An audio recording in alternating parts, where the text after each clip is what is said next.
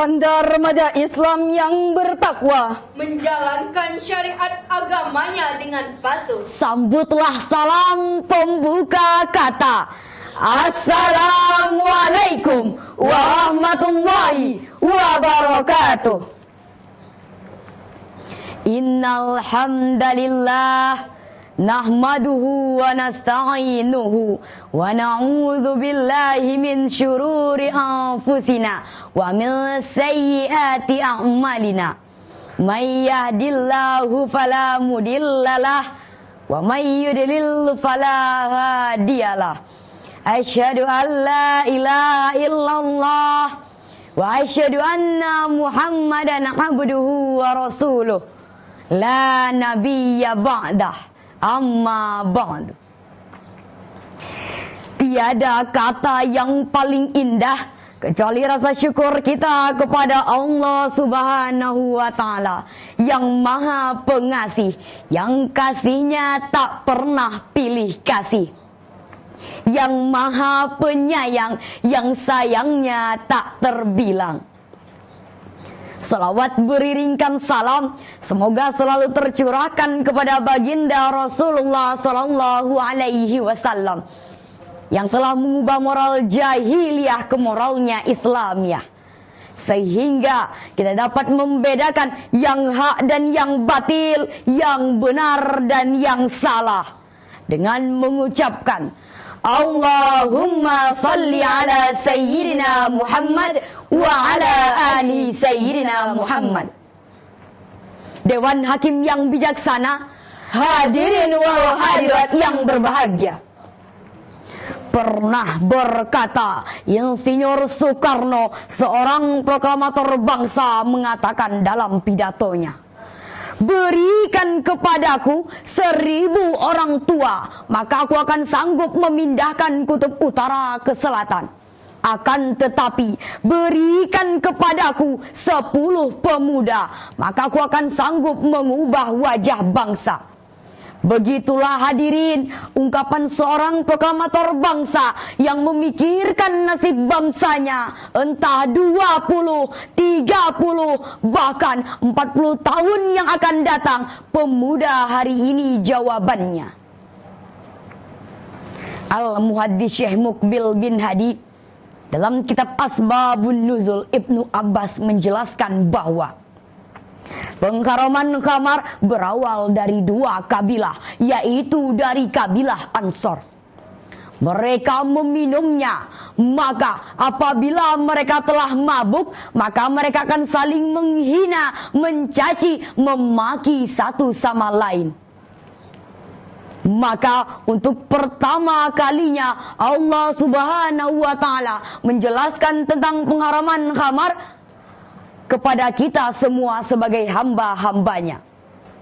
Oleh karena itu, untuk mengantisipasi penyalahgunaan barang haram tersebut, maka bahaya narkoba bagi remaja adalah tema yang akan kami uraikan pada kesempatan yang mulia ini, dengan rujukan Quran Surah Al-Maidah ayat 90 yang berbunyi, A'udzu billahi minasy syaithanir rajim.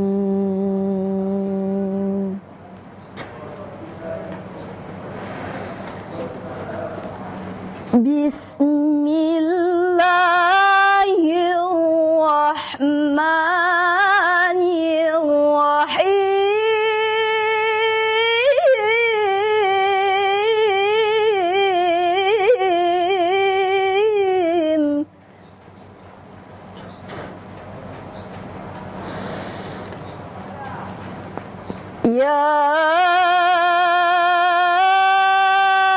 ayyuhalladzina amanu innamal khamru wal maisiru wal ansab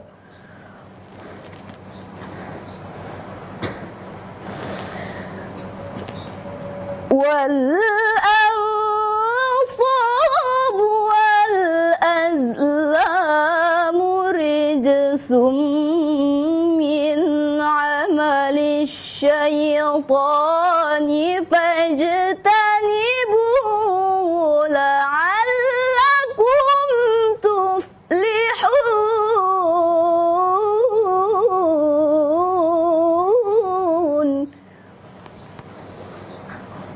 Aku berlindung kepada Allah dari godaan syaitan yang terkutuk dengan menyebut nama Allah yang Maha Pengasih lagi Maha Penyayang. Hai orang-orang yang beriman, sesungguhnya meminum khamar, berjudi, berkorban untuk berhala, mengundi nasib dengan panah adalah termasuk perbuatan syaitan. Maka jauhilah perbuatan-perbuatan itu agar kamu mendapat keberuntungan. Dewan Hakim yang bijaksana, hadirin wal hadirat yang berbahagia. Dari ayat tersebut mengisyaratkan bahwa haramnya khamar. Kita kaji lebih dalam kalimat innama. Dari segi balaghah merupakan Adatul qasri yang berfungsi menspesifikasikan. Hal tersebut menunjukkan bahwa mengkonsumsi khamar merupakan perbuatan jelek di antara perbuatan jeleknya syaitan. Padahal kita tahu semua perbuatan syaitan itu jelek. Mengkonsumsi khamar merupakan perbuatan paling jelek di antara perbuatan jeleknya syaitan. Mengapa demikian? Karena khamar baik dalam bentuk serbuk, pil maupun minuman merupakan psikotropika substance yang dapat merusak akal dan mental yang mengkonsumsinya. Dengan mengkonsumsi khamar, orang yang gendut bisa jadi kurus kerempeng, apalagi yang sudah ceking. Dengan mengkonsumsi khamar, maka pemuda pecandu narkoba bukan lagi memiliki mental-mental pelopor, tetapi memiliki mental-mental pengekor. kemana-mana maunya naik motor. Padahal kerja cuman molor, disiplin hanya waktu dibagi honor. Mental ini hadirin merupakan amalan-amalannya syaitan. Bahkan rijsum min amali syaitan, lebih buruk daripada perbuatan syaitan. Oleh karena itu, ayat tersebut mengisyaratkan kepada kita semua agar menjauhi perbuatan itu, agar kamu mendapat keberuntungan. Lalu bagaimana dengan mengkonsumsi khamar dalam jumlah yang sedikit yang tidak memabukkan? Jawabannya terdapat dalam hadis yang berbunyi, ma askara kathiruhu faqaliluhu haramun. Sesuatu yang apabila banyaknya memabukkan, maka sedikit saja hukumnya haram. Dewan Hakim yang bijaksana, hadirin wal hadirat yang berbahagia. Penyalahgunaan narkoba sebenarnya bukan menjadi masalah baru lagi, namun dampaknya harus tetap kita waspadai. Bahkan ketika masa Rasulullah SAW yang diriwayatkan oleh Imam Ahmad yang bersumber dari Abu Hurairah, yaitu ketika beliau pergi ke Madinah, beliau mendapati kaumnya sedang minum arak dan makan hasil judi. Kemudian mereka bertanya tentang hal itu. Maka untuk menjawab pertanyaan tersebut, turunlah Quran surah Al-Baqarah ayat 219 yang berbunyi,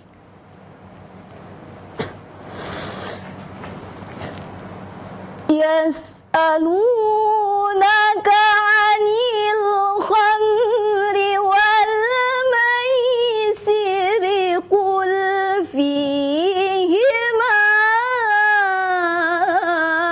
ithmun kabir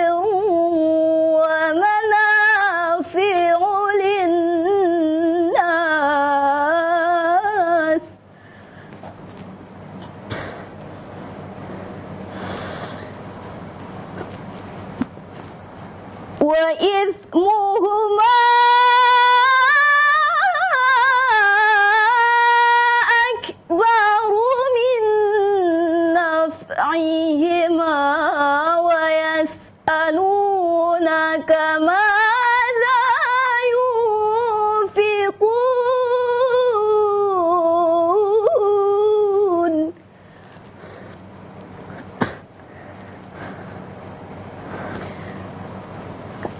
قل العفو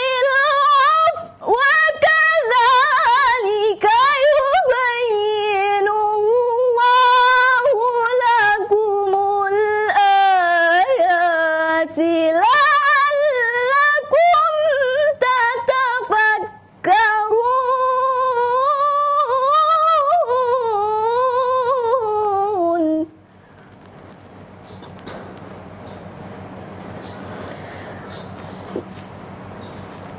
قل العفو وكذلك يبين الله لكم الآيات لعلكم تتفكرون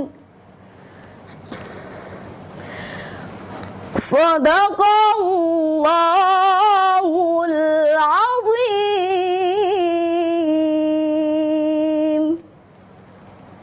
Mereka bertanya kepadamu Muhammad tentang apa itu khamar dan judi. Katakanlah, pada keduanya terdapat dosa besar dan beberapa manfaat bagi manusia. Tetapi dosanya lebih besar daripada manfaatnya. Dan mereka bertanya kepadamu tentang apa yang harus diinfakkan. Katakanlah, kelebihan dari apa yang diperlukan. Demikianlah Allah menerangkan ayat-ayatnya kepadamu agar kamu berfikir. Maha benar Allah atas segala firman-Nya. Dewan Hakim yang bijaksana, hadirin wal hadirat yang berbahagia. Dari ayat 219 Quran surah Al-Baqarah ini menunjukkan bukti yang otentik bahwa sejak dulu hingga sekarang minum-minuman keras, berjudi, penyalahgunaan narkoba suatu kebanggaan dan kegemaran anak muda sejak dulu hingga sekarang. Ketiganya nampak bermanfaat, namun hakikatnya berbahaya dan terlaknat. Karena tidak hanya mengandung unsur yang memabukkan, tetapi juga membuat pecandunya ketagihan, kemudian lumpuh serta mati akal jiwa dan mentalnya. Sedangkan mabuk karena judi membuat penggunanya penasaran, kemudian stres dan gila jiwanya. Lalu menjangkitlah penyakit hubbud dunya wa karahiyatul maut, cinta dunia dan takut dengan mati. Oleh karena itu Allah Subhanahu wa taala mengharamkannya. Pendeknya, bentuk apapun narkoba itu merupakan suatu kumpulan dan gabungan racun dan bius pembunuh serta pembantai akal pikiran seluruh jenjang generasi. Sejak generasi gagah berotot sampai kakek nenek yang sudah bongkok. Begitulah ganasnya narkoba itu sebagai penyakit masyarakat yang maha bahaya. Oleh karena itu, untuk menanggulangi bahaya tersebut, kita harus memutuskan rantai peredaran penyalahgunaan narkoba. Mampu menegakkan hukum bagi pengguna, peredar, dan prosedur seadil-adilnya tak pandang bulu. Tak peduli dia rakyat atau pejabat, tak peduli mereka kuli atau polisi, pengamen atau bahkan presiden. Dewan Hakim yang bijaksana, hadirin wal hadirat yang berbahagia. pernah diungkapkan oleh salah satu lembaga bonafit Amerika, The Institute of the Archivist, melaporkan bahwa masyarakat Amerika merupakan drug-oriented societies, yaitu masyarakat yang berorientasi pada narkotika, alkohol, psikotropika, dan zat aditif yang dinamakan nafza. Sehingga 1 dari 6 pelajar Amerika tenggelam ke dalam penyalahgunaan nafza. Fenomena tersebut sudah menjadi epidemik bagi kita masyarakat Indonesia, khususnya bagi kalangan pemuda dan remaja. Profesor Dr. Haji Dadang Hawari mengatakan bahwa 68% masyarakat Indonesia terjerumus ke dalam penyalahgunaan nafza.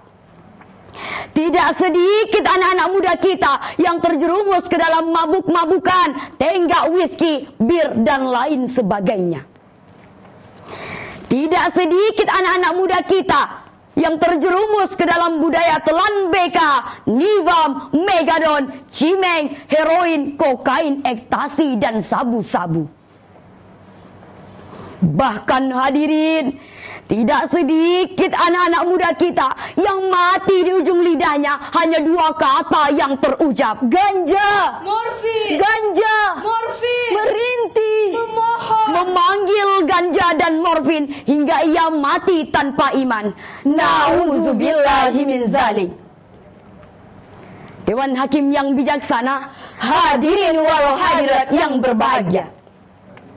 Lalu bagaimana jika generasi muda saat ini sudah terjerumus ke dalam penyalahgunaan nafza? Mau dibawa kemana bangsa ini? Padahal di negeri tercinta sejak tahun 1908 sampai detik-detik proklamasi dikumandangkan, para pendahulu kita, mereka berjuang menjadi the great old man, istilah Bung Karno, menjadi Stuttgart, bahkan the founding father, pendiri penggerak yang mampu merebut kemerdekaan.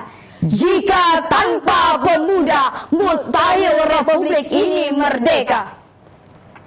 Demikian pengakuan Bung Karno yang diabadikan dalam sejarah bangsa. Sejarah mengajarkan saya, kita dan saudara-saudara generasi muda maupun generasi yang akan datang agar memiliki semangat juang yang tinggi serta tanggung jawab untuk kelangsungan nusa, bangsa, dan agama yang kita anut. Sebab syubbanul yaum rijalul ghadi. The young today is leader tomorrow. Pemuda hari ini adalah jago-jagonya pemimpin di masa yang akan datang. Dewan Hakim yang bijaksana, hadirin wal hadirat yang berbahagia. Dengan demikian, marilah kita menjaga keutuhan bangsa dengan cara meningkatkan ukhuwah basyariah, ukhuwah wataniyah, dan ukhuwah islamiyah untuk mengantisipasi penyalahgunaan nafza, miras, dan judi. Insya Allah, negara kita akan menjadi negara yang baldatun thayyibatun wa rabbun ghafur. Oleh karena itu, mari kita hadirin bersama-sama bekerja sama, baik aparatur pemerintah, masyarakat, pemuda, dan generasi bangsa untuk memberantas narkoba di bumi Indonesia tercinta ini, khususnya di bumi Pekanbaru dengan berlandaskan iman dan takwa. Demikian yang dapat kami sampaikan. Terima kasih atas segala perhatian. Mohon maaf atas segala kekurangan. Wallahul muwafiq ila aqwamit thoriq. Wassalamualaikum warahmatullahi wabarakatuh.